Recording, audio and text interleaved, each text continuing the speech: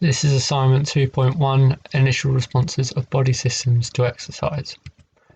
During this presentation, I'm going to be using the investigation we ran using the multi-stage fitness test and the Wingate test.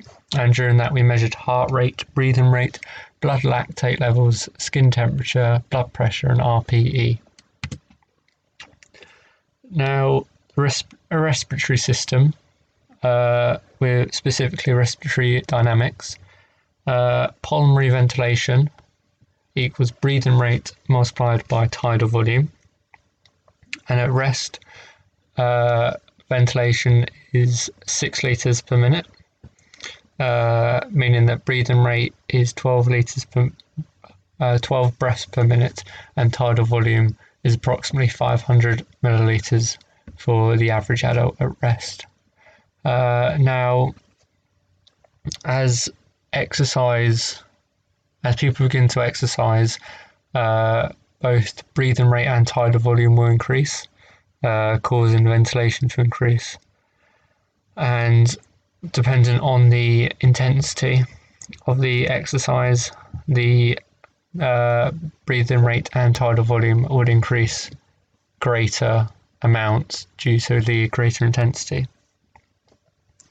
There's also anticipatory rise, which causes breathing rate to increase and potentially tidal volume to increase. So that means that pulmonary ventilation will increase slightly before exercise even begins, as the body prepares itself for the exercise.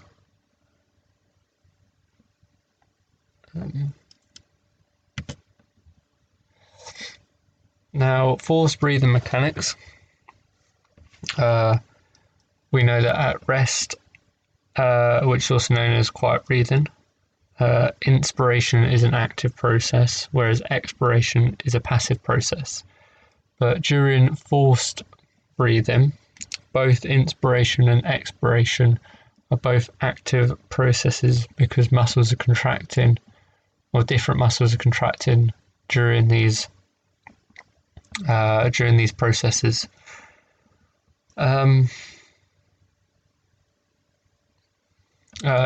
It's during exercise. This is an active process. There's a greater oxygen depth, so more oxygen is required to be inspired into the lungs to then eventually work its way to the working muscles. That also means there's a greater increase in carbon dioxide, so more carbon dioxide needs to be expired during exercise.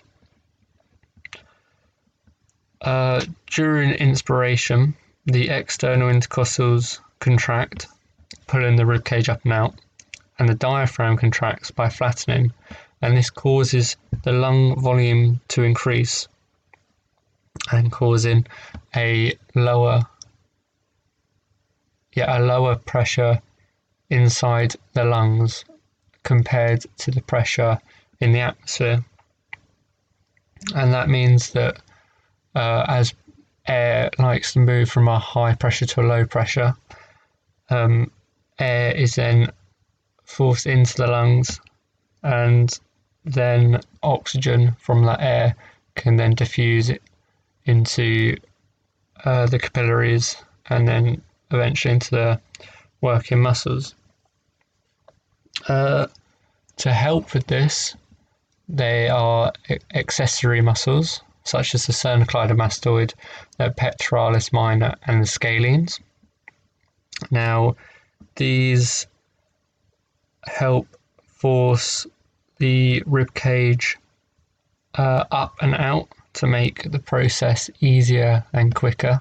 So that means more air can then be inspired.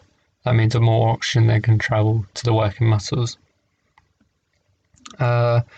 And during expiration, the external intercostal muscles and the diaphragm relaxes, just like quiet breathing, but the internal intercostal muscles also contract, causing the rib cage to be forced down and in, and then that then decreases the volume of the lungs, causing a higher pressure in the lungs compared to the atmosphere, forcing air out to be expired. There are also accessory muscles during expiration, and these are the rectus abdominalis and the latissimus dorsi, and these help force the rib cage downwards and inwards so that air can be expired easier and with greater force, so it's a quicker process. Now, controlling forced breathing, there's this process where the brain takes feedback from the body and different receptors, which then goes to the medulla oblongata, and that then causes muscle response to control forced breathing. Different receptors, such as chemoreceptors, proprioceptors, there are irritant receptors in the lungs, and these irritant receptors detect an irritation and causes a forced expiration, which is usually causes coughing. And there are also stretch receptors in the lungs. All of this feedback it gives then goes into the medulla oblongata, which is split into two sections. You have the DRG and the VRG, and specifically during exercise, the VRG will be used, known as the ventral respiratory groups, and this is responsible in rhythmicity and inspiration/expiration during exercise. And so this sends impulses one down the intercostal nerve to cause the external or internal intercostal muscles to contract, depending whether it's inspiration or expiration. And it also sends an impulse down the phrenic nerve to cause the diaphragm to contract. So during inspiration, for example, the VRG would send an impulse down the phrenic nerve, causing the diaphragm to contract. But then during expiration, the impulse down the phrenic nerve will stop, causing the diaphragm to then relax again.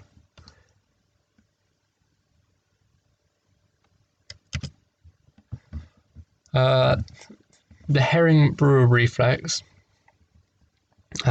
uses these stretch receptors, and this prevents damage of overstretch of the lung tissue, as it detects the stretch, and if it's detecting an overstretch or close to its maximal strength stretch, then it would force an expiration to prevent the overstretch and potential tear of the lung tissue, as a form of protection. And this is quite common during high intensity exercise, where breathing rate and tidal volume are close to its maximum it can be. The Valsalva maneuver. This is when muscles contract for a short period of time, which can be both conscious and unconsciously done. And this causes a short forced expiration before the larynx up here is forced closed, and this causes like a sort of air gap, sort of air pocket here with the muscles contracting, so the pectorals contracting, and also the abdominal muscles like the rectus abdominals. They contract, and this is done to brace before a high impact. For example, in rugby, to brace themselves from a tackle, they would use the Valsalva manoeuvre to protect themselves from that high impact. It's also done in weightlifting, where weightlifters hold their breaths to contract their muscles to help force that weight upwards with greater force. During our investigation, we looked at breathing rate during the Wingate test, and as you can see, it's increased. So from rest, it gone from about 12 breaths per minute to a pre-test of approximately 14 breaths per minute, and that right there shows their anticipatory rise, as their body is consciously aware that they're about to undertake exercise, and so their body prepares them for it effectively.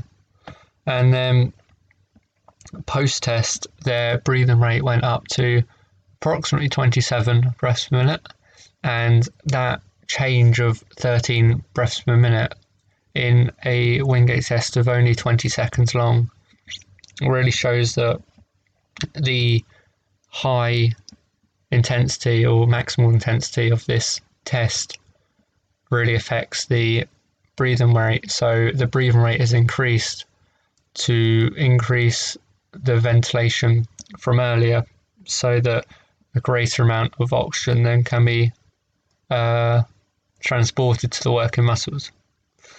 Similarly, in the multi-stage fitness test, you can see that there's an increase of breathing rate throughout the entire test, with that starting rest breathing rate of approximately 16 beats per minute here, and that going up to about 18 beats per minute.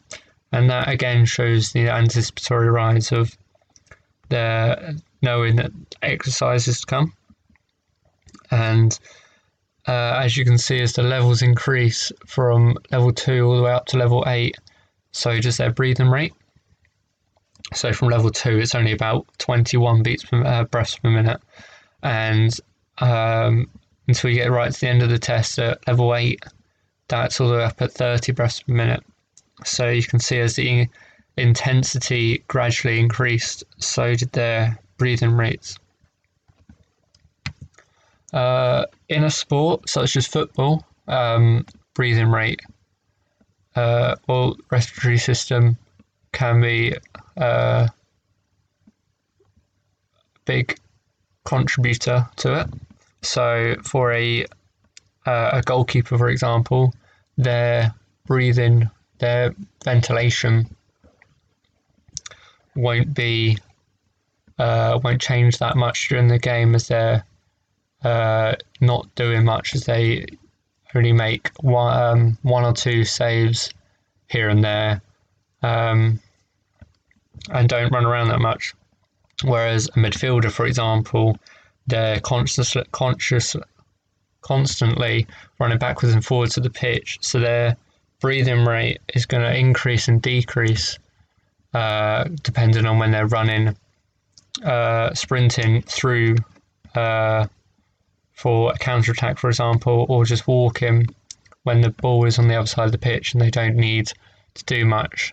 And that would be similar to a striker. When the ball is in their defensive half, they won't have to do much, but then when the striker then receives the ball, their breathing rate will increase as they are running towards the opposition goal to try and score. So breathing rate fluctuates constantly throughout a game of football, but it differs depending on your position and the situation you're in.